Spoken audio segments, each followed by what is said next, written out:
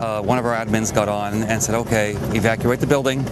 So they all knew where to go because I had briefed them beforehand. We had just had all this training in everything less than maybe about 3 weeks ago or so. So basically we went over a code red, which is gun on campus. We went over that about a month ago, and there was rumors going around the school that there would be a fake shooting to see how the students would prepare for it and stuff like that. So when we first heard the 2 gunshots, nobody did anything because we thought that that was a drill, you know? Yeah. She said, I don't know if this is real or fake, because we had rumors going around the school that the police would do a fake code red with fake fake guns, not actual, but sounding real. And I thought at the beginning that this was it was all a drill. It was just a drill. They could be practicing a code red. They talked about doing this. They even talked about police coming on and, shooting blanks, to see what would happen, and I said, it's kind of weird. In all honesty, it was more shock than anything. We thought this was a drill initially because we had been having rumors that there was going to be a code red drill for a while. Well, I mean, we had just recently gone through a training, and I've been through a live action shooter training at my previous school, and, flight or flight just takes place. And I think that really speaks to, the training that we had. We had a training about a month ago, and, we talked about, these different scenarios and what to do. And so, once we made it to the classroom and, we heard the sirens and the helicopters, and it was very obvious based on the time that it was happening that it wasn't a drill. They've trained all of the teachers recently to lock all of the doors and make sure in case a horrifying incident like this happens, we're as safe as we can be. And luckily, because of those actions, I think that training saved hundreds of lives today. This is the only country where this kind of thing happens. I've been hearing things from people. They don't have gun drills the way we do. We had to prepare extensively at Stoneman Douglas, and that shocked people. Honestly, most of the time I thought it was a drill because we had heard things said that we were possibly going to have a code red drill, which is an active shooter drill. We have been practicing drills for months since we got back from winter break, and even before that. So when it first happened, we all thought it was a drill. And as soon as it got closer and closer, we all ran towards my teacher's desk for safety. I assume that it's a code red drill because they told us earlier in the day that we're going to be having a code red drill. I assumed it was blanks.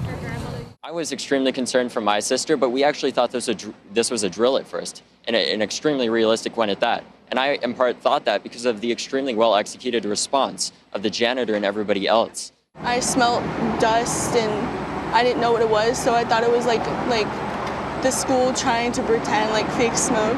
At first, it sounded like firecrackers because we had been planning for an event to happen, something like a stage area where we're going to do an active shooter scenario. So the first 7 gunshots that I originally had heard just sounded like firecrackers because they were so far away and it echoed through a hallway. But as more shots came in, I realized that it wasn't firecrackers, it was actually an armed shooter, and this wasn't a drill. And then they taught us, they said that if there's a fire drill, they want all the kids to run out, so that would make an easier shot. And then you just hear a bunch of pounding, but I thought it was someone hitting something, and I kind of look at my friend Nick, and he's like, do you hear that? And everybody just starts pushing each other, running, and then we're kind of just like, is this what's happening? And then we realized we thought this was a drill because they said they'll use blanks in a drill, but they actually didn't. It was real. Some students telling me they thought this was a drill, that there had been a fire alarm earlier in the day, and that they had been told a few weeks ago that there would be an active shooter drill, but never did they imagine it would turn out to be the real thing. He started to take the bullets and load in the gun. I froze. He then said to me, "Get out of here. It's going to start getting messy." We started going back to the classroom and, taking in kids and yelling to kids in the hallway to get inside. And then after about, 60 to 90 seconds, it's an active shooter. At that point, I looked down at the shooter. He looked at me, pointed his AR at me, and started shooting. As the shooting was going on, you can hear the glass shattering through all the halls and the bullet holes piercing the walls and everything, and it was just so horrible. Backpacks thrown everywhere. It was like a movie scene. There was gunpowder all over the floor. It was just so real, but it felt so fake. And that's when I heard 2 shots fired in the hallway. The first 2 shots, like, everyone in the room froze, right? Everyone was under the impression it was a drill. That's what we said to each other. And the 3rd shot was fired, and that's when we knew that it wasn't a drill. So I looked up and I looked in the window and I saw him, like, firing through the window. And then at one point, he stopped firing altogether and just, like, peered in and looked in and then walked away. We had a code red from our administration which said that no movement. Everyone, all doors have to be locked. Back in the classroom, don't let anybody in, even if they're banging on doors. BSO and the SWAT team, everybody handled it better than I could have possibly wished or expected. When the SWAT team broke the window and came in, they were pointing assault rifles at us. They were saying, "Put your hands up." It was absolutely horrifying, but we actually thought it was a drill initially because we had been hearing about having a possible code red drill, which is essentially a drill where we have an active shooter drill to ensure that we can survive this type of situation. But once we were all in the room and we started seeing the headlines, we realized this was anything but a drill. This was life or death. How were you calming them down? I think there was a bunch of people calming them down. There was mostly the girls crying because they're just sensitive to the whole thing because they figured out it was real after this girl opened the article and saw all the helicopters, and we heard the guns outside of the policemen. You thought it was a drill and you only knew it was real from looking at headlines in your phone? Yeah, on our phone. We saw it on Twitter once it was eventually trending, but then we also saw multiple headlines coming from local affiliates like WPLG, which is the ABC affiliate here. I think it was WSVN, which is Channel 7 here. Just all of them coming in and us looking them up, and that's how we were really able to find it. And that's how we knew this was anything but a drill. All the kids to go outside so they could start shooting up. So they started shooting from the first floor up because there's only 2 exits in the freshman building, so everybody started running to the other exits, but that's when the other shooter started coming up.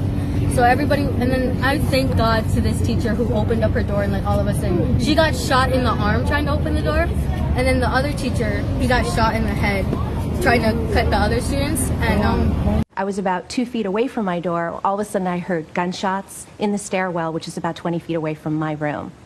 And then kids were screaming and then running back towards me and towards the end of the hallway. But I was pulling them and getting them in and shouting at them to get in the room. And then I suddenly saw the shooter about 20 feet from me, standing at the end of the hallway, actively shooting down the hallway, just a barrage of bullets. And I'm staring at him thinking, why is the police here? This is strange, because he's in full metal garb, helmet, face mask, bulletproof armor, shooting this rifle that I've never seen before. He started taunting us in the hallways, trying to get us outside. He was like, hey, hey, and I felt like, it just felt like so creepy. It was like kind of like he's trying to get us in here, like he was like taunting us, like, hey, hey, like screaming it, because he wanted to get kids out to think everything was all right, but none of us wanted to leave. And as we were walking, the whole class together, I actually was speaking to the suspect, Nikolas Cruz. Weren't you scared? In the moment I wasn't, because there was obviously definitely another shooter involved, but... Oh, you think he was not the only one? No, definitely not. Why do you say that? Because when shots were fired, I saw him after the fact. So, and the shots were coming from the other part of the building. So there definitely had to be 2 shooters involved, I believe. That's the first I've heard of that. Because at that point, I mean, you were hearing gunshots go off and it was ricocheting with the sound off the other building, and we didn't know whether it was 1 shooter or 2. And one of the boys that initially ran into my room was like, there's 2 shooters on, and they're trying to... So you think there was more than, do you think there was more than 1 shooter? There's 3 shooters, that's what I hear. Definitely. And all of them knew exactly what they were doing. We've been through this a million times. We've talked about it a million times. We've had good discussions about this. Are you still inside the building right now, sir? Oh, yeah. Yeah, I'm in my classroom. You're in your classroom with 6 students? One of my students' father is an enforcement officer and says they're going to come to the rooms, 1 by 1. And anyways, I was able to reunite with my father, who's a former FBI agent, and my sister eventually later. But first I reunited with my father after the SWAT had come in and told everybody, get down, put your hands up. And we all ran out of there as fast as we could get out to the street. And once I took that first step out there, I realized this was not a drill. When my dad picked me up, he picked me up about a mile that way down Pine Island Road, and he was coming from work. He turned on his lights and work truck because he works for BSO. If I'm gonna be honest, it felt like 5 years, more than that. I was just so scared. I wanted to go home. I wanted the cops because my grandfather is a former state trooper. Still, she managed to call her father, who works for the sheriff's office. He went to the school and found Hannah. She's a retired police officer for Coral Springs. Her name is Jill Shelton. I call her my aunt. We're very close. She was on the phone with one of the people at the scene, just giving me as much info. She was telling me to barricade as many people behind us, arm ourselves with whatever, so I grabbed a chair. His father is a retired FBI agent, so he recognized immediately that this was a gun. This wasn't a firecracker, this wasn't a drill. We really thought this was a drill throughout much of it, surprisingly, because teachers and students had been talking about having a possible code red drill, which is an active shooter drill, for quite some time, and that's what we thought this was. But once we started seeing the headlines, we realized this was anything but a drill. This was life or death. We finally got out, and they started yelling at us to keep focused and pay attention ahead, the army people, because they didn't want us to see the bodies that they hid in the corner. They were putting mats over them so we wouldn't see them. Oh my gosh, what? And you guys prepared for this. You were telling me, Zachary, that you guys had went through something similar to this, right? Yes, I'm in a program called Police Explorers with the Coral Springs Police Department, and we did some active shooter training a while ago. And I remember they said exactly, school shooters, they'll use the tactic of fire alarms to get kids to come out of the classrooms. And I just put 2 and 2 together when it happened. Wow.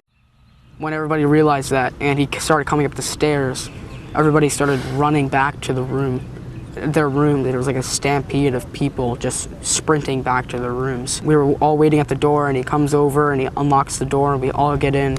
And I see this figure come up the stairs with this pistol, and I guess that was him. This is a bit of an exaggeration, but it seemed like every one of them knew this kid, this Nikolas Cruz. Absolutely. Did you know him? Yes. Briefly, obviously we weren't friends, but we existed within the same JROTC program. He was friends with some of my closest friends. Did you know who it was? Not initially, no, because I was under the impression there was multiple of them because of how many shots were being fired. Mm-hmm. It wasn't until until I got to the hospital that I started making the connections, and then it clicked that it was Nikolas Cruz. Yeah, I know about Nikolas Cruz because I know him by name, I know him by face, he was in my company. He asked for a candy bar, funny enough. That's all he asked for. I think it was Snickers or something like that. So I went out of the store, I bought him it, and the next day, there on after, came in with the uniform every day. This mom and her son survived separate mass shootings just 13 months apart. I can't believe it. I can't believe it. A plan is what helped art teacher Annika Dean survive this shooting at the Fort Lauderdale airport. Last year, yes, I was in the middle of the Fort Lauderdale airport shooting. And Annika Dean says because of her training, she didn't panic or freeze. Because I had been through 2 active killer trainings at Broward Public Schools, and so I knew what it sounded like. Well, basically, I was just in my biology class, right? And the drill went off, and we all thought it was a fire drill. So we started getting out, and then I heard some shots, and everybody started running. We just hid in the JROTC room, and we were all pretty scared, but it was a very scary situation. We didn't really know what was going on. I thought it was a drill at first, but. And I'm a teacher for the elementary school in Coral Springs, one of them, and we just had the active shooting training at our school. Even recently we were at the airport and something was happening at the airport, and the police were running and scrambling at the Fort Lauderdale airport after that shooting. We were by baggage claim, and my husband was going to get the bags, and he was acting like it was a normal day, and I was just watching all of the police officers running, and that's where my head went. Where can I go and hide? So Carly, I understand that you're headed to college next year, and I understand you want to be a journalist. Yeah. Is that right? yeah, I do. and student journalist, forget student, journalist, David Hogg is here with me now. David, first of all, we're so happy that you are here and that you're alive and well. Thank you very much for stopping by.